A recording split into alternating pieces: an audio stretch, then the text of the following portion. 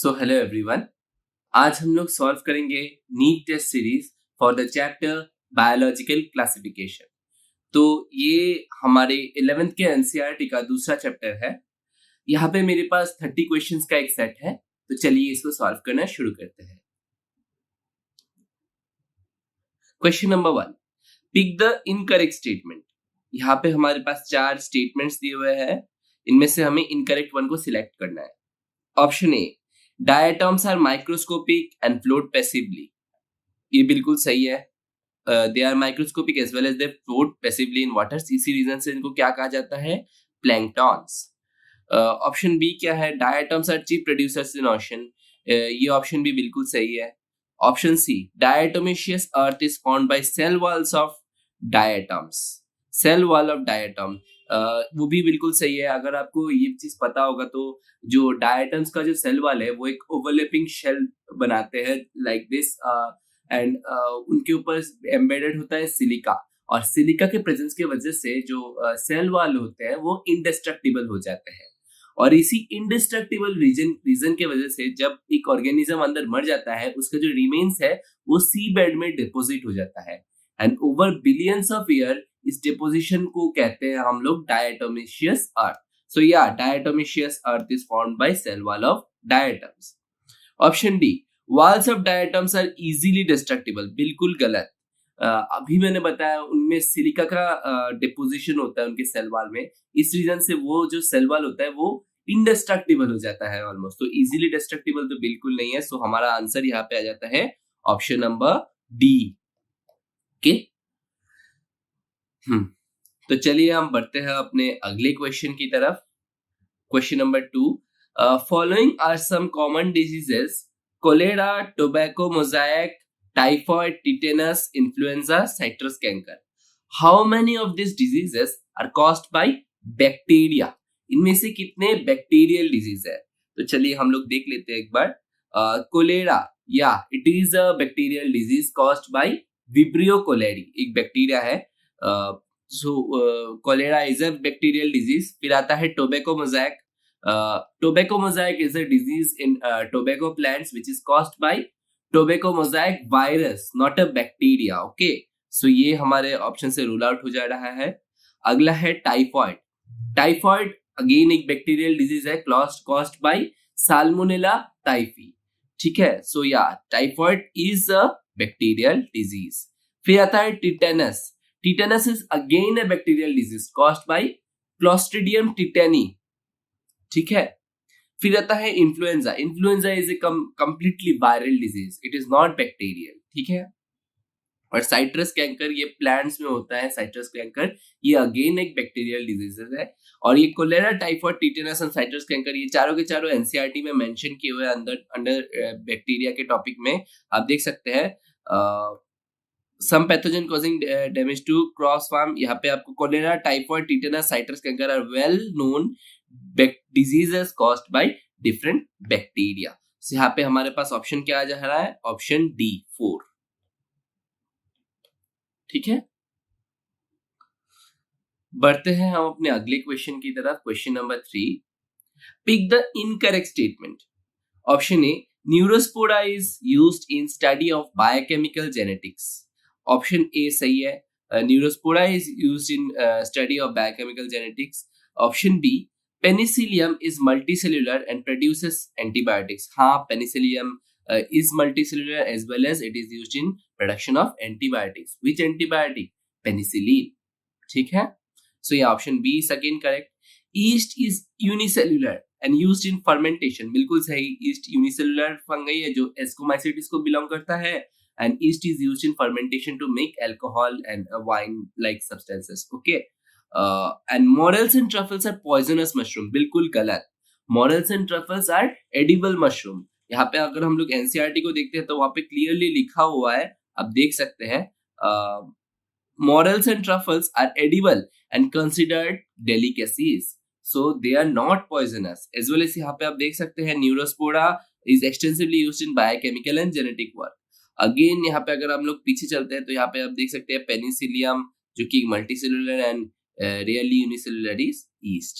Okay, so yeah, question number 3 का answer हो गया ऑप्शन नंबर डी, जो कि इनकरेक्ट है। अब सॉल्व करते हैं हम क्वेश्चन नंबर 4। क्रिजोफाइट्स इंक्लूड्स, ये तो पहला लाइन है क्रिजोफाइट्स का। Chrysophytes includes diatoms and golden algae, which golden algae is also known as desmids. So या ए भी सही है, बी भी सही है, so option both A and B, option number C सही होगा। यहाँ पे आप एनसीईआरटी में भी देख लीजिए, एक बार आपको दिखा देता हूँ। सो या फर्स्ट लाइन क्रिजोफाइट्स के अंडर पे लिखा हुआ है this group includes diatoms and golden algae that is desmids, so option C. Okay, हम बढ़ते हैं अपने अगले क्वेश्चन की तरफ। Question number 5। The most abundant prokaryotes helpful to human in making curd from milk and in production of antibiotics are the ones categorized as. पहले क्या बताया है? Most abundant prokaryotes helpful in making curd from milk and production of antibiotics. Option में क्या दिया हुआ है? Heterotrophic bacteria, chemosynthetic autotrophs, archaebacteria and cyanobacteria. Sir पे सीधा सीधी एनसीईआरटी के लाइन से हम लोग को पूछा है, आप देख लीजिए एक बार। एनसीईआरटी के लाइन में यहाँ पे हेटेरोट्रॉफिक बैक्टीरिया के अंडर में लिखा हुआ है heterotrophic bacteria most abundant in nature, majority are important decomposer और they have a significant impact on human affairs such as helpful in making curd from milk, production of antibiotics, fixing nitrogen in leguminous roots. So yeah, ये किसके under पे आ जा रहा है? Option number A, heterotrophic bacteria. Clear? बढ़ते हैं हम अपने अगले क्वेश्चन की तरफ। Question number 6। The blue green algae with the help of heterocyst can fix. जो ब्लू ग्रीन एल्गी है वो किसके अंडर में आते हैं? They are also known as cyanobacteria. So cyanobacteria में क्या होता है? एक स्पेशलाइज्ड सेल होता है जिनको कहा जाता है हेटेरोसिस्ट, और इन हेटेरोसिस्ट में कौन सा गैस को फिक्स किया जाता है? नाइट्रोजन, एटमॉस्फेरिक नाइट्रोजन को फिक्स किया जाता है। सो यहाँ पे आंसर आ जाता है option number A and 2. Let us move on to our next question. Question number 7. The imperfect fungi that are decomposer of litter and help in mineral cycling. पीछे वाला पार्ट तो आप छोड़ ही दीजिए, आप अगर सीधा सीधे देखिए इम्परफेक्ट फंगाई, इम्परफेक्ट फंगाई किसको कहा जाता है? ड्यूटेरोमाइसिटीज। Why deuteromycetes? बिकॉज उनमें जो है प्रॉपर सेक्सुअल स्टेजेस वो हमने अब तक या तो प्रेजेंट नहीं या फिर हमने ढूंढ के नहीं निकाला है, ठीक है। सो सेक्सुअल स्टेजेस के एब्सेंट होने की वजह से उनको क्या कहा जाता है? Imperfect fungi. और सो इसी से हम लोग का आंसर बन जाता है, answer is option number B which is deuteromycetes. As well as deuteromycetes जो होते हैं वो क्या करते हैं? वो लिटर मतलब गार्बेज लाइक सब्सटेंस को डिकम्पोज करते हैं, एज वेल एज वो they help in mineral cycling. Okay, so ये उनका इकोनॉमिक यूज भी हो जाता है। सो यहाँ पे ऑप्शन क्या आ जाता है? Option number B, deuteromycetes. बढ़ते हैं हम अपने अगले क्वेश्चन की तरफ। Selection of incorrect match. यहाँ पे चार जो है स्पोर्ट्स के नाम दिए हुए हैं, अब लेफ्ट साइड में देखिए, और राइट साइड में बताया गया है कि वो सेक्सुअल है या एसेक्सुअल स्पोर्ट है। तो एक बार हम लोग एनसीईआरटी में नजर गाड़ लेते हैं। एनसीईआरटी में जो है क्लियरली फंगाई के स्पोर्ट्स के बारे में लिखा हुआ है, यहाँ पे आप देख लीजिए। Reproduction in fungi can takes place by vegetative means fragmentation, asexual reproduction is by spores. कौन से स्पोर्स देख लीजिए आप? कोनिडिया, स्पोरेंजियोस्पोर और ज़ूस्पोर्स, ठीक है। और जब बात आती है सेक्सुअल रिप्रोडक्शन की, वहां पे कौन कौन सा स्पोर्स आ जाते हैं? ऊस्पोर्स, एस्कोस्पोर्स एंड बेसिडियोस्पोर्स, ठीक है। चलिए हम फिर से अपने क्वेश्चन को देखते हैं। क्वेश्चन में दिया हुआ है incorrect match. So conidia is a asexual spore, बिल्कुल सही, conidia is a asexual spore. Option B sporangiospore which is asexual spore, हाँ ये भी सही है, sporangiospore is again a asexual spore. Ascospore, यहाँ पे बताया गया ascospore is a asexual spore, जो कि गलत है। Ascospore is not a asexual spore, वो क्या है? वो एक सेक्सुअल स्पोर्ट्स है, ठीक है। सो या ऑप्शन सी हम लोग को आंसर मिल जाता है। फिर भी हम अगले ऑप्शन को देख लेते हैं एक बार। ऊस्पोर्ट, हाँ it is correct, it is a sexual spore. So यहाँ पे हमारे पास आंसर कौन सा आ जाता है? ऑप्शन नंबर सी। ओके, बढ़ते हैं हम अपने अगले क्वेश्चन की तरफ। क्वेश्चन नंबर 9। What statements are false for capsids? Capsid क्या है? वो जो वायरस के आउटर मोस्ट लेयर, जो प्रोटीनिशियस लेयर है, उसी को हम लोग कैप्सिड कहते हैं, ठीक है। सो पढ़ लेते हैं। Option A, it consist of capsomers बिल्कुल सही, capsid is made up of capsomer smaller subunits. Okay. B, this is the outermost layer of virus, बिल्कुल सही, it is the outermost layer of virus. Option C, they are lipid in nature, बिल्कुल गलत, they are not lipid in nature. अभी मैंने बताया वो कौन से, इनका नेचर क्या होता है, they are proteinaceous in nature, not lipid. Okay. And it protects the genetic material, ये ऑप्शन भी बिल्कुल सही है। सो यहाँ पे हमारे पास कौन सा आंसर आ जाता है, इनका फॉल्स स्टेटमेंट आ जाता है ऑप्शन नंबर सी। ओके, बढ़ते हैं हम अपने अगले क्वेश्चन की तरफ। Question number 10, match the columns. Option A, column 1 में क्या दिया हुआ है, बताया गया है। ऑप्शन ए में दिया हुआ है प्लाज्मोडियम। अच्छा, हम लोग को मैच करना है, दोनों रैंडमली दिया हुआ है। सो प्लाज्मोडियम कौन फॉर्म करता है, कौन सा ग्रुप ऑफ प्रोटिस्टा फॉर्म करता है, प्लाज्मोडियम फॉर्म करता है स्लाइम माउल्ट्स। सो ऑप्शन ए का तो आ जा रहा है, ए में आ जा रहा है 4, तो यहाँ पे ए और डी दोनों में से कोई भी करेक्ट हो सकता है। चलिए बी को देख लेते हैं। Mixotrophic nutrition, what do you mean bye mixotrophic nutrition? Mixotrophic nutrition मतलब जब सनलाइट प्रेजेंट रहता है तब जो ऑर्गेनिज्म है वो फोटोसिंथेसिस करता है, दैट इज ऑटोट्रॉफिक न्यूट्रिशन। और in absence of sunlight they behave as heterotrophs. तो कौन सा group of protista both autotrophic and heterotrophic mode of nutrition follow करता है? जी हाँ, आंसर इज यूग्लेनॉइड्स। ठीक है, सो या बी का ऑप्शन आ जाता है ऑप्शन नंबर 2। व्हाट अबाउट, यहाँ पे एक चीज गलत लिखा हुआ है, यहाँ पे ये होना चाहिए रेड टाइड। ओके, सो यार रेड टाइड कहाँ पे प्रेजेंट होता है, रेड टाइड कैसे होता है ये फेनोमेना? जो डाइनोफ्लैजिलेट्स है उनमें से कुछ है सच एज कॉन्यूलैक्स, जिनका जो बॉडी का कलर होता है वो रेड होता है due to presence of red pigments. और कभी कभी वो रैपिडली मल्टीप्लाई करता है और उनके बॉडी के कलर रेड होने की वजह से जो आसपास का जो हैबिटेट है वो भी रेड अपेयर होता है, and this phenomena is called red tides. ठीक है, सो यार रेड टाइड्स किस में होता है, डाइनोफ्लैजिलेट्स में होता है। ठीक है, और कौन सा रह गया है, oceanic chief producer. Chief producers in ocean कौन होते हैं, planktons, that is chrysophytes. Chrysophytes के अंडर में कौन होते हैं, diatoms and golden algae, that is also known as desmids. So यहाँ इसका आ जाता है ऑप्शन नंबर 1। सो यहाँ पे कौन सा ऑप्शन सही जा रहा है, ए का 4, बी का 2, सी का 3 एंड डी का 1, तो ऑप्शन नंबर ए।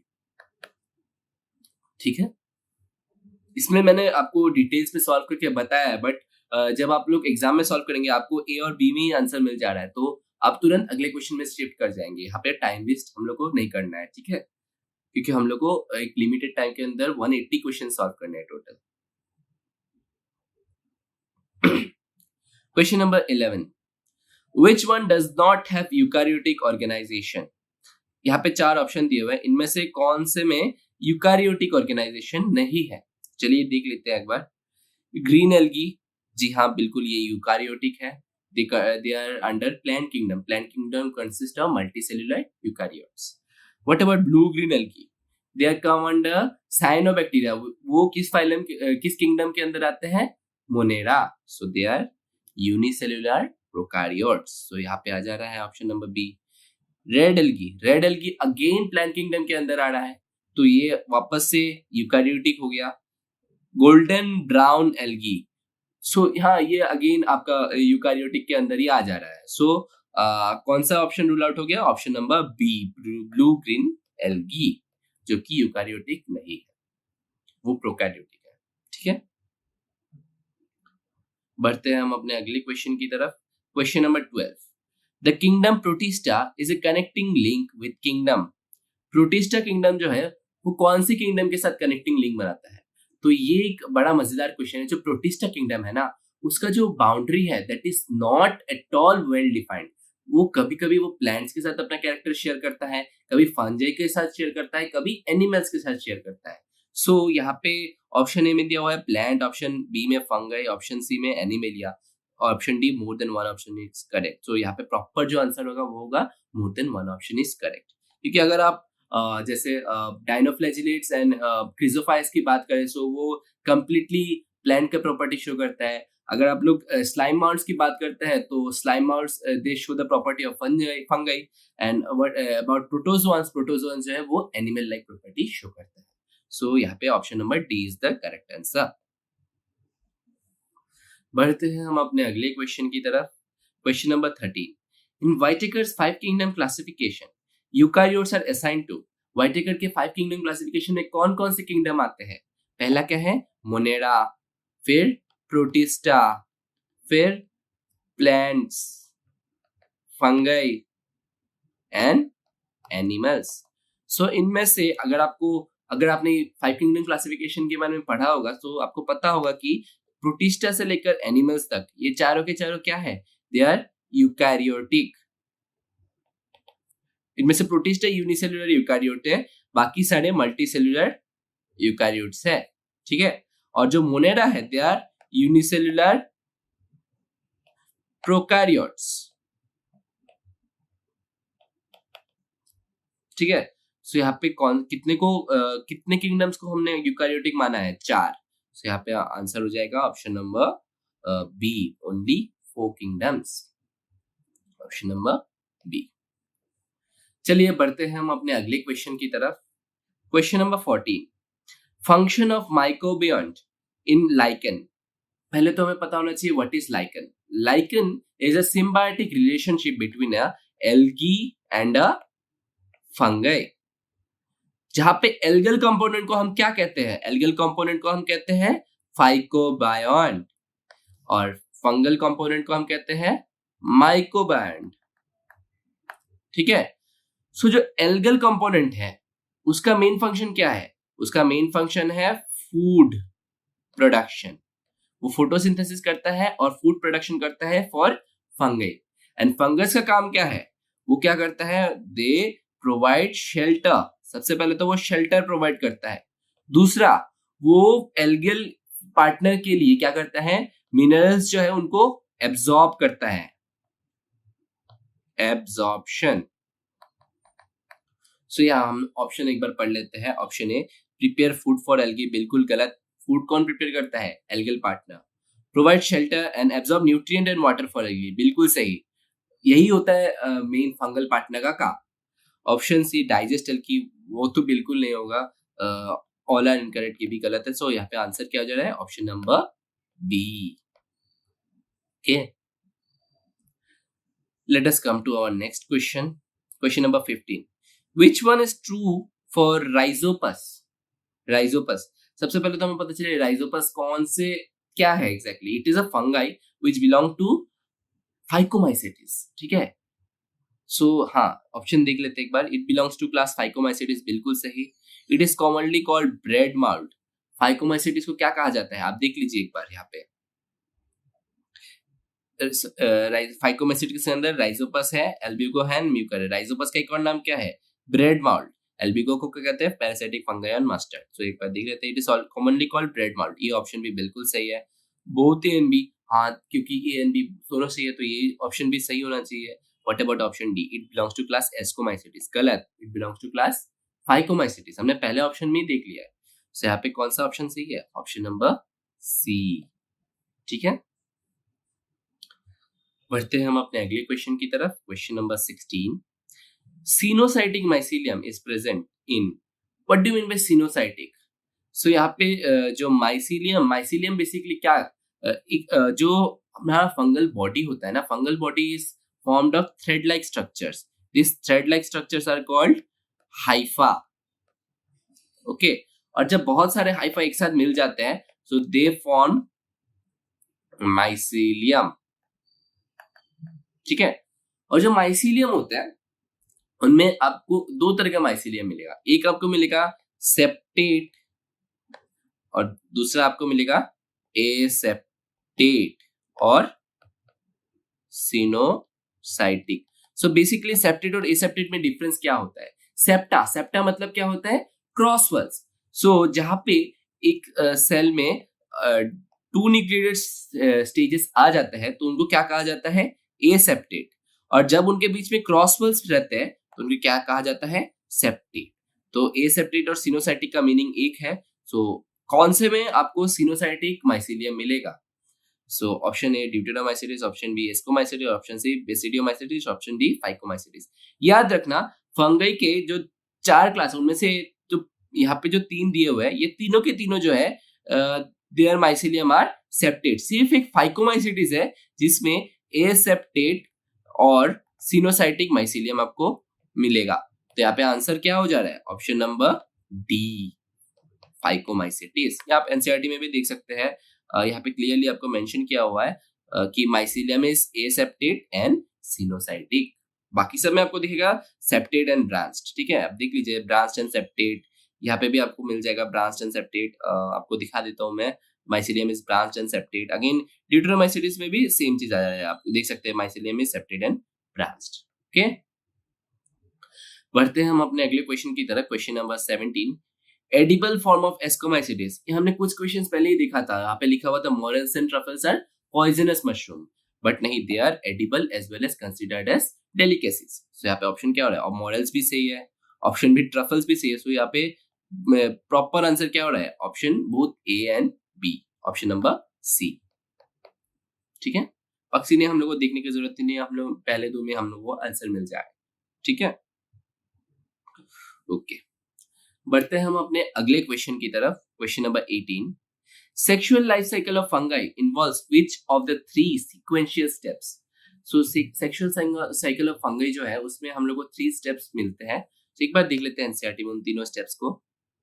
अब देख लीजिए, यहाँ पे लिखा हुआ है the sexual cycle involves the 3 steps. पहला स्टेप को क्या कहा जाता है? प्लाज्मोगेमी, दूसरा कैरियोगेमी एंड तीसरा मियोसिस। प्लाज्मोगेमी में बेसिकली होता क्या है? 2 मोटाइल और नॉन मोटाइल गैमेट्स का जो प्रोटोप्लाज्म है, दैट इज द साइटोप्लाज्म, वो फ्यूज होता है। सबसे पहले तो साइटोप्लाज्म फ्यूज होता है, उसके बाद साइटोप्लाज्म के फ्यूजन होने के बाद क्या होता है? उनका जो न्यूक्लियस है वो फ्यूज होता है। जब न्यूक्लियस फ्यूज होता है उस प्रोसेस को हम कहते हैं कैरियोगेमी। एंड न्यूक्लियस फ्यूज होने के बाद वो बनाता है डिप्लॉयड जाइगोट। और जाइगोट के अंदर में क्या होता है? मियोसिस होता है। मियोसिस मतलब रिडक्शन डिवीजन, उनका क्रोमोसोम नंबर हाफ होता है। एंड जब रिडक्शन डिवीजन होता है उसके बाद जो स्ट्रक्चर्स फॉर्म होते हैं उनको हम कहते हैं स्पोर्स और हैप्लॉइड स्पोर्स। ठीक है, सो यहाँ पे 3 स्टेप हम लोग को सीक्वेंशियली बताया गया है। हम लोग एक बार देख लेते हैं। यहाँ पे सबसे पहले तो सही है प्लाज्मोगेमी, ये तीनों में दिया हुआ है। दूसरा क्या है?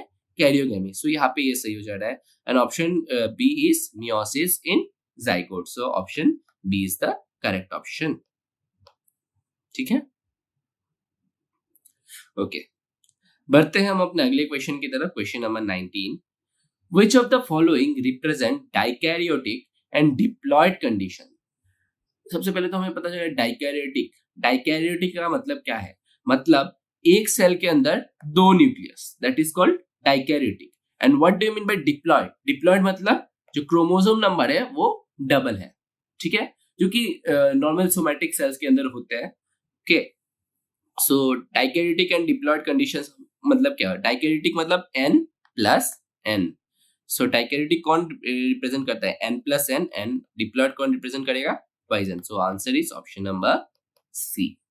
ठीक है, चलिए बढ़ते हैं हम अपने अगले क्वेश्चन की तरफ। Question number 20, dikaryon is formation is characteristics of. अब डाइकैरियन जो है और डाइकैरियोफेज जो है वो कौन से क्लास ऑफ फंगाई के अंदर में दिखाई देता है?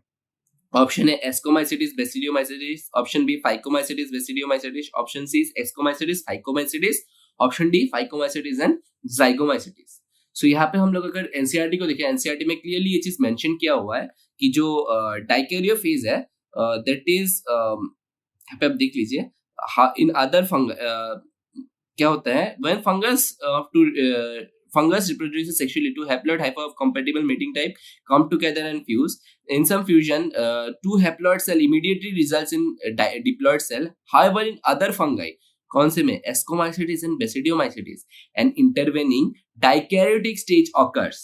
So कहाँ पे आता है? Ascomycetes and Basidiomycetes में. So option A is correct. बढ़ते हैं हम अपने अगले क्वेश्चन की तरफ। Question number 21, in plants viral disease symptoms are. Plants में वायरल डिजीज के क्या क्या सिम्टम्स होते हैं? ये अगेन एनसीईआरटी में क्लियरली मेंशन किया हुआ है, आपको एक बार दिखा देता हूं मैं, उसके बाद इसका आंसर करते हैं। यहाँ पे आप वायरसेस के टॉपिक के अंदर में ये देख लीजिए। In plants, the symptoms can be mosaic formation, leaf rolling and curling, yellowing and vein clearing, dwarfing and stunted growth. Options देख लेते एक बार। मोजाइक फॉर्मेशन बिल्कुल सही, लीफ रोलिंग एंड कर्लिंग बिल्कुल सही, yellowing, when clearing, dwarfing and stunted growth, ये option भी बिल्कुल सही। तो यहाँ पे कौन सा आंसर आ जा रहा है? Option number D, all of this. Okay, let us move on to our next question. Question number 22. Which of the following are oxidized by chemosynthetic bacteria? यहाँ पे तीन चीज दिए हुए हैं, इनमें से कौन कौन सा कीमोसिंथेटिक बैक्टीरिया ऑक्सीडाइज करता है?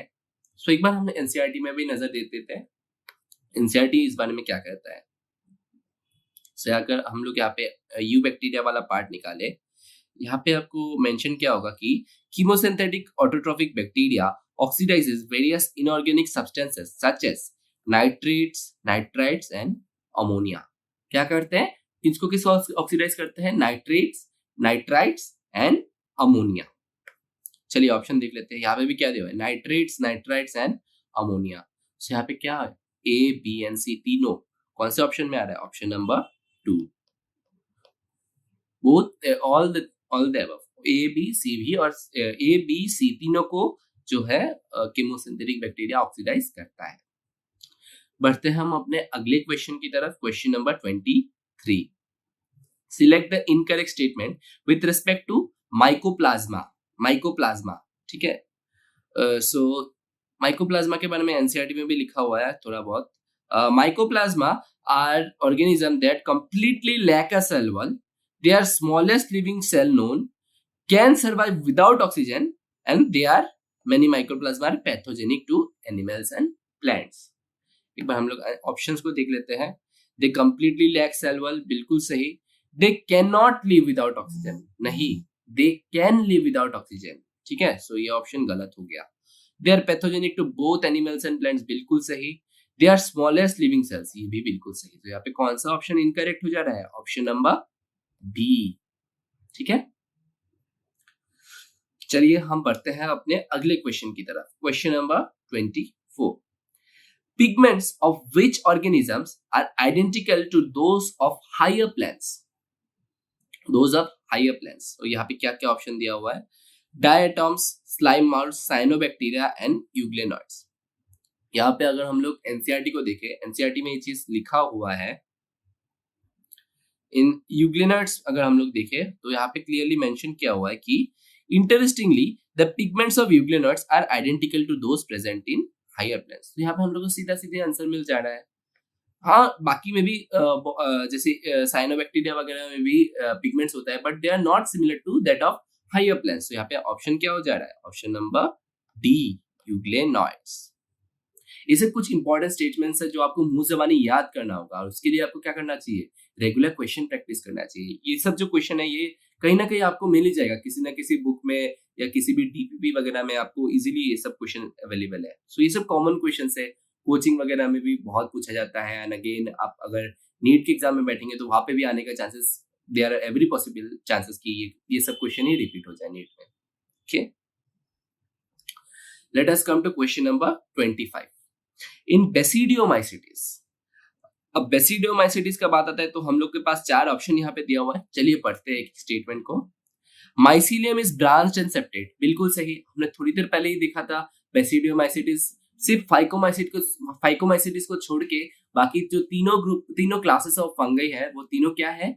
उनका जो माइसीलियम है they are branched and septate. सिर्फ phycomycetes and they are aseptate. Option number B, asexual spores are generally not found, बिल्कुल सही। ये चीज एनसीईआरटी में क्लियरली मेंशन किया हुआ है कि बेसिडियोमाइसिटिस जो है उनमें एसेक्सुअल स्पोर्स जो है वो प्रेजेंट नहीं है। आप देख सकते हैं asexual spores are generally not found, पर उनके अंदर क्या होता है? वेजिटेटिव रिप्रोडक्शन होता है बाय फ्रेगमेंटेशन। ओके, वेजिटेटिव, यहाँ पे वही लाइन आ गया हमने थोड़ी देर पहले जो बात किया अभी vegetative reproduction occur by fragmentation. So यहाँ पे तीनों के तीनों जो ऑप्शन है वो करेक्ट है। तो करेक्ट आंसर हमारे पास कौन सा आ गया? Option number D, all are correct. Option number D. Okay, चलिए हम बढ़ते हैं अपने अगले क्वेश्चन की तरफ। Question number 26। The name virus was given by. Virus जो टर्म है वो किसने दिया था? सो यहाँ पे बहुत समय क्वेश्चन कंफ्यूजन लग जाता है, क्योंकि जो वायरस वाला पार्ट एनसीईआरटी में दिया हुआ है, यहाँ पे 3-4 साइंटिस्ट के नाम सीरियली दिए हुए हैं। तो हम लोग एक बार देख लेते हैं। आइवानोस्काई, उन्होंने क्या किया था? उन्होंने टोबैको मोजाइक वायरस को डिस्कवर किया था। What about pasture? Yes, pasture is the person who coined the term virus. Okay, so answer यहाँ पे पेस्चर है। और बाकी ने क्या किया था? एमडब्ल्यू बेजेनिक। एमडब्ल्यू बेजेनिक का अगर हम लोग देखते हैं, सो एमडब्ल्यू बेजेनिक जो है, उन्होंने क्या किया था? जो उन्होंने बताया था कि जो इन्फेक्टेड टोबैको प्लांट है, जो जिस टोबैको प्लांट को टोबैको मोजाइक वायरस ने इफेक्ट किया है, उसका अगर हम लोग एक्सट्रैक्ट एक हेल्दी प्लांट के कांटेक्ट में लाते हैं, तो हेल्दी प्लांट है वो भी इन्फेक्टेड हो जाता है। सो उन्होंने क्या टर्म, उन्होंने एक लाइन बोला था कंटाजियम विवियम फ्लूइडियम। हाँ, और उसको नॉर्मल लैंग्वेज में क्या कहा जाता है? Infectious living fluid. ये बताया था एमडब्ल्यू बेजेनिक ने। And what about the last Diener? Diener ने क्या डिस्कवर किया था? विरियोइड्स। उन्होंने विरियोइड्स डिस्कवर किया था। तो यहाँ पे ऑप्शन क्या आ जा रहा है? Correct option is option number B. ठीक है, बढ़ते हैं हम अपने अगले क्वेश्चन की तरफ। Question number 27। Earlier classification system included bacterial, blue-green algae, fungi, mosses, ferns, gymnosperms under plant. The character that unified this whole kingdom was that all organism included. पहले का जो क्लासिफिकेशन सिस्टम था, उसके अंदर में एक prokaryotic bacteria and blue green algae को एक eukaryotic fungi, gymnosperms, Moses, ferns के साथ रख दिया था। और कौन से किंगडम के अंदर रखा था? Under kingdom plants. हाँ, सो कौन सा ऐसा फीचर था जिसने इन सब के सब ऑर्गेनिजम्स को एक साथ रखा था? तो चलिए ऑप्शंस पढ़ लेते हैं। Plasma membrane in their cells. नहीं, प्लाज्मा मेम्ब्रेन तो नहीं होना चाहिए, क्योंकि plasma membrane each and every organism के अंदर प्रेजेंट रहता है, चाहे वो प्लांट्स हो या एनिमल्स हो। सो प्लाज्मा मेम्ब्रेन तो रूल आउट हो जा रहा है। गोल्गी इन देयर सेल्स, बिल्कुल नहीं। गोल्गी बॉडीज जो है वो जो है that is a membrane bound organelle, जो कि यूकैरियोट्स में प्रेजेंट होता है। सो यहाँ बी ऑप्शन भी रूल आउट हो जा रहा है। माइटोकॉन्ड्रिया एंड प्लास्टिड्स, वो भी नहीं होना चाहिए, क्योंकि जो माइटोकॉन्ड्रिया है वो प्रोकैरियोट्स में डिफरेंट होता है, यूकैरियोट्स में डिफरेंट होता है। तो उस बेसिस में हम लोग एक ब्लू ग्रीन एल्गी और जिम्नोस्पर्म्स को एक साथ नहीं रख सकते। Same for plastids. प्लास्टिड्स के अंदर भी अलग टाइप ऑफ डीएनएज होते हैं। ठीक है, सो या ऑप्शन सी भी रूल आउट हो जा रहा है। Option D, cell wall in their cells. ये जो पॉइंट है, आप अगर एक बैक्टीरिया को पकड़ते हो, उसके अंदर भी क्या होता है? सेल वॉल होता है, मेड अप ऑफ म्यूकोपॉलीसैकेराइड्स। ठीक है, और व्हाट अबाउट फंगाई? फंगाई के अंदर जो सेल वॉल होता है, that is made up of chitin. Algae के अंदर क्या बनता है? एल्गी के अंदर जो सेल वॉल होता है वो that contains of galactans, mannans, minerals, बहुत कुछ होता है। और जो जिम्नोस्पर्म्स है वो बेसिकली जो हायर प्लांट्स है उनमें क्या होता है? Cellulosic cell wall. सो सबके अंदर ही क्या आ रहा है? सेल वॉल जो है वो कॉमन फीचर आ रहा है। यहाँ पे ऑप्शन क्या जा रहा है? Option number D, cell wall. Option number D. Okay, चलिए बढ़ते हैं हम अपने अगले क्वेश्चन की तरफ। Silica shells are found in. अब सिलिका मैंने थोड़ी देर पहले किसके बारे में बताया था? क्रिजोफाइट्स। बट एक चीज याद रखिएगा आप, कि सिलिका बोलने से आप सिर्फ क्रिजोफाइट्स दिमाग में मत लाइए। एक और एनिमल है जहां पे, एक बेसिकली एनिमल नहीं, ऑर्गेनिज्म है जहां पे जो है सिलिका रहता है। वो कहाँ पे? हम लोग एनसीईआरटी को ध्यान से पढ़ते हैं तो यहाँ पे जो प्रोटोजोआंस वाला पार्ट है, प्रोटोजोआंस में जो एमीबॉयड प्रोटोजोआंस है, एमीबॉयड प्रोटोजोआंस के अंदर आप देख सकते हैं यहाँ पे लिखा हुआ है marine forms have silica on their surface. So जो मरीन एमीबॉयड प्रोटोजोआंस है उनमें भी क्या होता है? उनके सरफेस में भी क्या होता है? सिलिका वाला शेल होता है। ठीक है, सो ऑप्शन देख लेते हैं। फ्रेश वाटर एमीबा, बिल्कुल गलत। स्पोरोजोआंस नहीं, स्पोरोजोआंस भी नहीं। सीलिएट्स, वो भी नहीं। सीलिएटेड प्रोटोजोआंस भी नहीं। क्या आता है? Marine amoeba. हाँ, मरीन फॉर्म ऑफ एमीबॉयड प्रोटोजोआंस में क्या होता है? सिलिका एम्बेडेड शेल्स होता है। ठीक है, तो यहाँ पे option number D is the correct option. ठीक है, सिर्फ सिलिका सुनते ही आपको जल्दी में क्रिजोफाइट्स को नहीं ढूंढना है, आपको रेस्ट ऑफ द ऑप्शंस के लिए भी देखना होगा। ठीक है, चलिए बढ़ते हैं हम अपने अगले क्वेश्चन की तरफ। Identify the 4 categories of bacteria as marked A, B, C, D on the basis of their shape. ये बड़ा ही इजी क्वेश्चन है, एनसीईआरटी में बड़ा सा एक डायग्राम दिया हुआ है इस चीज का, आप एक बार देख लीजिए एनसीईआरटी को। जो ये सब जो स्फेरिकल शेप के हैं उनको क्या कहा जाता है, कॉकस, कॉकई इन प्लूरल। फिर जो रॉड शेपेड, ये सब रॉड शेपेड है, इनको क्या जाता है, बेसिलस, और इन प्लूरल में क्या जाता है, बेसिली, ठीक है। इनके अंदर में स्पोर्स भी होता है। फिर क्या आता है, स्पाइरिला, स्पाइरिला और सिंगुलर क्या कहते हैं उसको, spirillum, they are spiral shaped, ठीक है। और क्या होता है, कॉमा शेप, विब्रियो और विब्रियम, अगर हम लोग सिंगुलर बताएं, ठीक है। ओके, सो यहाँ पे ऑप्शन देख लेते हैं। ऑप्शन ए क्या है, ऑप्शन ए शुड बी कॉकई और कॉकस, ठीक है। ऑप्शन बी क्या है, रॉड शेप, तो क्या आता है, बेसिलस और बेसिली। ऑप्शन सी क्या है, option C is spiral shape और स्पाइरिलम और spirilla.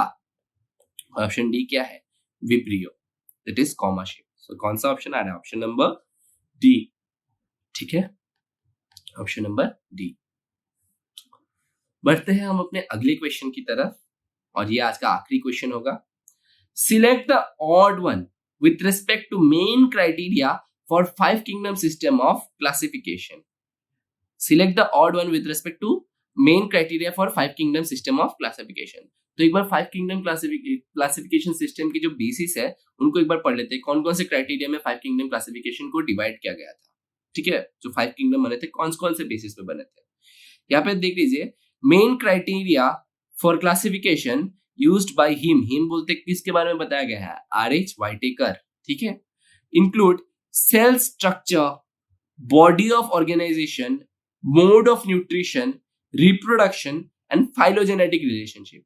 Cell structure, obviously cell के स्ट्रक्चर के बेसिक यूनिट होता है सेल लाइफ का, cell structure is a very important criteria. फिर क्या है, बॉडी ऑर्गेनाइजेशन, बॉडी ऑर्गेनाइजेशन बोलने से क्या समझ में आता है, वो सेलुलर ऑर्गेनाइजेशन है, टिश्यू लेवल ऑर्गेनाइजेशन है, ऑर्गेन है या ऑर्गेन सिस्टम है बेसिकली, ठीक है। एंड देन आता है mode of nutrition. Mode of nutrition बोलने से ऑटोट्रॉफिक, हेटेरोट्रॉफिक, ऑटोट्रॉफिक के अंदर क्या आता है, फोटो ऑटोट्रॉफ्स आते हैं, कीमो ऑटोट्रॉफ्स आते हैं। हेटेरोट्रॉफिक्स के अंदर क्या आता है, सेप्रोफाइट्स आता है, होलोजोइक आता है, पैरासाइटिक आते हैं। फिर आते हैं reproduction. Reproduction is again a very important feature. कुछ ऑर्गेनिज्म जो है वो एसेक्सुअली रिप्रोडक्शन करते हैं, कुछ सेक्सुअली रिप्रोडक्शन करते हैं, कुछ वेजिटेटिव रिप्रोडक्शन करते हैं, किसी में स्पोर प्रोडक्शन होता है। So everyone is different in respect of reproduction. And lastly phylogenetic relationship. Phylogenetic relationship का मतलब क्या है, दैट इज इवोल्यूशनरी रिलेशनशिप। एक ऑर्गेनिज्म अपने पास्ट में कौन से मतलब कहाँ से वोट क्या है, उसका ओरिजिन क्या है, उसके बेसिस में भी उनको डिवाइड किया गया है। सिंपली अगर मैं बोलूं, एक ह्यूमन और एक जो शिंपांजी या मंकी बोलिए तो वो they are more close relatives as compare to human and a elephant, ठीक है, और ह्यूमन एंड अ फिश, वो दे आर फार रिलेटिव्स, ठीक है। तो ये इवोल्यूशनरी हिस्ट्री पे भी डिपेंड करता है जो क्लासिफिकेशन सिस्टम है, ओके। सो या हम ऑप्शंस देख लेते हैं।